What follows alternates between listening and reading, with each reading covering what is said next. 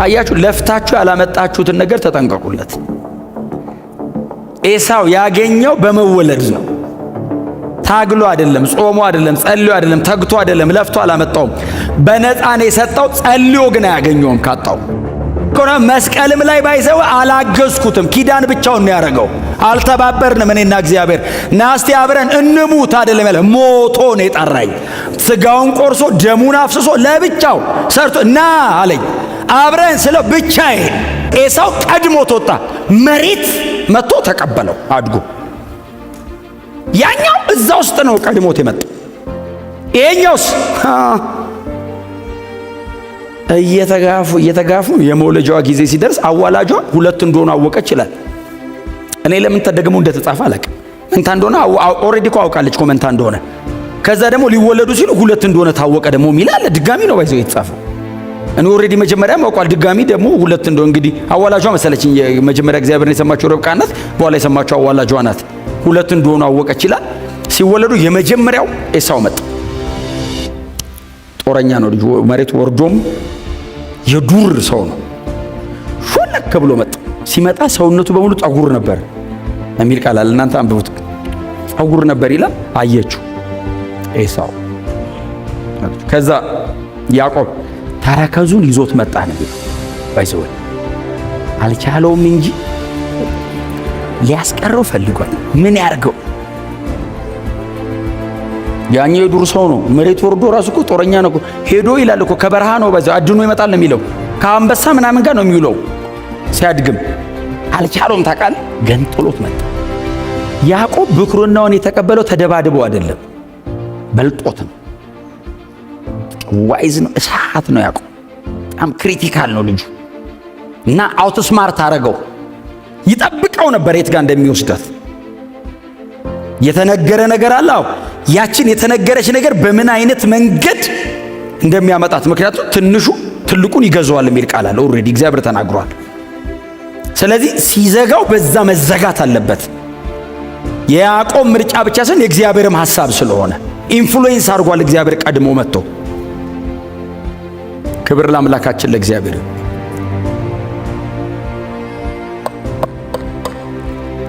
ተረከዙን ይዞት ሲወጣ አየችና አዋላጇ ተረከዙን ይዞት ወጣ ብላ ያዕቆብ ማለት ትርጉሙ ሁለት ነው። ብዙ ጊዜ ግን የምንሰማው አታላይ ነው የሚል ትርጉም አለው የሚለው ነው። ኦፍ ኮርስ ይኖረዋል አይ ቲንክ። ግን ዋና ትርጉሙ ተረከዝ ያዥ ማለት ነው። ባይዘው ምን ማለት መሰለ? ተረከዝ ያዥ እግር በእግር የሚከተል ማለት ነው። ከተወለደ በኋላ ራሱ ይጠብቀዋል። ሲራመድ ጠብቆት ያዕቆብ የጓዳ ሰው ማለት ምንድነው? የጓዳ ህይወት ያለው ማለት ሳይሆን የኪችን ወጥ ሲሰራ አይደል እንዴ? ወጥ ሲሰራ የሚላል አነበባችሁ? ምን ያህሎቻችሁ ትችላላችሁ? ወጥ ይሰራ። በጣም አደገኛ ነው። የምጣፍጥ ነገር ነው የሚሰራው። በጣም ቁጭ ብሎ ይቀምማል። ያኛው ሄዶ አድኖ ምን ብሎ ሲመጣ የሚበላ ነገር አላገኝምና አርቦት መጣ። አንድ ቀን ያዕቆብ ቁጭ ብሎ ወጥ ይሰራል። እያስተካከለ እየቀመመ ምን እያለ ወጥ ይሰራል። እናቱ ተወደው ነበር ይላል። እሱን ለምንድነው አይጠፋም አጠገቧ። አባትየው ደግሞ የእንትን ስለሚወድ ስጋ ነገር ስለሚወድ አድኖ የሚያመጣ ወልጁን የአባቶች ድካም እና ይሄኛው ቁጭ ብሎ ጠበቀው። እርቦት ሲመጣ ያዕቆብ የሚጣፍጥ ቆንጆ ምግብ እየሰራ እያለ ሲደርስ እንደዚህ ያለ ጮክ ብሎ ከምትሰራው ቀይ ወጥ ስጠኝ። ኤዶም የሚል ስም የተሰጠው ባይዘው ቀይ ማለት ነው ትርጉሙ። እና አግሬሲቭነቱን ባህሪው በጣም ሆት መሆኑን የሚያመለክት ቃል ነው። አፍተር ኦል ቀይ ወጡ ጋር ብቻ የተገናኘ ሳይሆን ከባህሪውም ጋር ልጁ ሆት ነው፣ በጣም አግሬሲቭ ነው። ከምትሰራው ቀይ ወጥ ስጠኝ ሲለው ያዕቆብስ እሰጥሃለሁ መስጠቱን፣ ዝም ብዬ ግን አልሰጥህም አለ። እንዴት አለው? ብኩርና እንሽጥልኝ። ተረከዙን ይዞ ማስቀረት ፈልጎ ያላገኛትን ብኩርና ቤት ውስጥ ጠበቀው። ብኩርና እንሽጥልኛል። ብኩርና ምን ያደርግልኛል? እሸጥልሃለሁ አለው። ምግቡን ብቻ ስጠኝ ቶሎ። አይ እንደዚህ አይደለም አለው። ምን ያደርግልኛል? ምናምን አይደለም። ከጠገብኩ በኋላ ብትክደኝስ? መሐላ በጣም ሲሪየስ ነው። ባይዘዌ እንደዚህ እምልልሃለሁ ብለህ አይደለም የምትምለው። እነሱ ሲምሉ ሁለት ዋኖስ ሁለት ምና ብቻ እጃቸው ላይ ባለው በከረንትሊ እጃቸው ላይ ባለው ነገር ያደርጉና ሁለት ቦታ ይከፍሉታል። መሐላ ስታረቅ ይሄንን መሐላ ባፈርስ እንደነዚህ ልሰንጠቅ ብለህ ነው ቃል የምትገባው። ባይዘው ሰውና ሰው ኪዳን የሚያረግበት መንገድ ነው እሱ። ስለዚህ ማልልኝ ሲለው እንደማትክዳት አድርገ ነገ ማንም ሰው ቢመጣ እኔ እናንተ መሐላ እንዳረግን መካድ አትችልም። አዎ ሰንጥቀን እናስቀምጣው ቶሎ እናርጋታለሁ። ስለ ራበህ አያችሁ፣ ለፍታችሁ ያላመጣችሁትን ነገር ተጠንቀቁለት። ኤሳው ያገኘው በመወለድ ነው። ታግሎ አይደለም፣ ጾሞ አይደለም፣ ጸልዮ አይደለም፣ ተግቶ አይደለም፣ ለፍቶ አላመጣውም። በነፃ ነው የሰጠው። ጸልዮ ግን አያገኘውም ካጣው። ብኩርና ነው ብኩርና። ማለልኝ ትዝ ይላችኋል። እግዚአብሔር አብርሃምን አስምሎት ያውቃል። አብርሃምና እግዚአብሔር አብርሃም ከሰው ጋር መሐላ ገብቶ ያውቃል። አይ ቲንክ እንደገና ደግሞ ያዕቆብና ላባ ናቸው የገቡት ሌላ ዘፍጥረት ላይ አይደል? ሁለት የድንጋይ ክምር አድርገው ገለአድ አሉት ይላል ቦታውን። የምስክርነቴ እቅፍ እንደማለት ነው። እኔ ወደ አንተ ወደ እኔ ላትመጣ ቃል እናርግ። አብርሃምና እግዚአብሔር የገቡት እኔ በጣም ልቤን ይነካዋል ከሳልቬሽን ጋር በጣም ስለሚገናኝ። የምታስታውሱ ከሆነ አብርሃምና እግዚአብሔር ሲገቡ ዘፍጥረት 15 ላይ እኔ እናንተ መሐላ እናረጋለን አለው እግዚአብሔር። አብርሃም ከእግዚአብሔር ጋር መሐላ እንዴት እንደሚደረግ ስለማያውቅ እግዚአብሔር ሰውና ሰው በሚያረግበት መንገድ እናርገን እናንተ አለው። ታዲያ ምን አድርጌ ልጠብቅ ሲለው ሁለት ከዋኖስ ከምናምን እንደዚህ ሁለት ክፈልና ጠብቀኝ አለው። ከዛ ምንድነው የሚያደርጉት? አንደኛው በዛ በኩል አንደኛው በዚህ በኩል ይሆንና መሐላ የተከፈሉት ዋኖሶች አሉ። ይሄኛው ወደዚህ ይሻገራል፣ ያኛው ወደዚህ ይሻገራል። የሚሻገሩበት ምክንያት ይሄንን መሐላ ባፈርስ እኔ እንደነዚህ ልሰንጠቅ ማለት ነው ትርጉሙ። ስለዚህ እኔ እናንተ እናርግ፣ ለምንገባው ኪዳን ያልታመነ ይሰነጠቃል አለው። እግዚአብሔር የማይሳሳት አምላክ ነው። አብርሃም ደካማ ነው፣ ትሰነጠቃለህ አለው ከካድክ። እሺ አለ አብርሃም። እግዚአብሔር ነው ገና እያወቀው ነው። እኛ እኮ ያለቀ መጽሐፍ ይዘን ነው እጃችን ላይ ሲስተማቲካሊ የተሰራ ቴዎሎጂ እጅ ላይ ይዘን ነው እንጂ አብርሃም እኮ ገና ነው። እግዚአብሔር ማን እንደሆነ ራሱ ገና እያጣራ ነው። አብርሃም ሰርቶ ጠበቀው ይላል። ከዛ መስዋዕቱን ሊበሉበት አሞሮች መጡ። ሲመጡ ያባረረ ቆየ። እግዚአብሔር ዘገየ። ታውቃል ለምን መሰላችሁ? ብቻውን ሊያረግ ነው ኪዳን ከአብርሃም ጋር ካረገው አብርሃም ነገር ሊደክምበት ነው። መሰንጠቁ ነው ሰውየው። አይተኛም እንዴ ይላል። እግዚአብሔር ይጠብቀዋል። ያባረረ አብርሃም ጎበዝ ነው፣ ጠበቀ። እንቅልፍ ጣለበት ይላል። አልተኛ ሲለው እንቅልፍ ተቀብሎ የሚተኙዋሉ። ለምሳሌ አዳም መጀመሪያ ተቀብሎ ተኝቶ ነው አይደል? ወድቆበት ነው ሔዋንን የወሰዳት። አነስቴዥያ ማለት ነው እንጂ አንተ ከጎና አጥንት ሲወጣ እንዴት ነው የማሰማው? ይሄ እንቅልፍ አይደለም አይደል? አነስቴዥያ ነው። በቃ እንቅልፍ ከሞት ካልሆነ አውጤኪስ ከሶስተኛ ደርብ ወድቆ የሞተው እንቅልፍ ወድቆበት ነው። እንቅልፍ ተቀብሎ ይተኛሉ ብዙ ጊዜ መጽሐፍ ቅዱስ ላይ።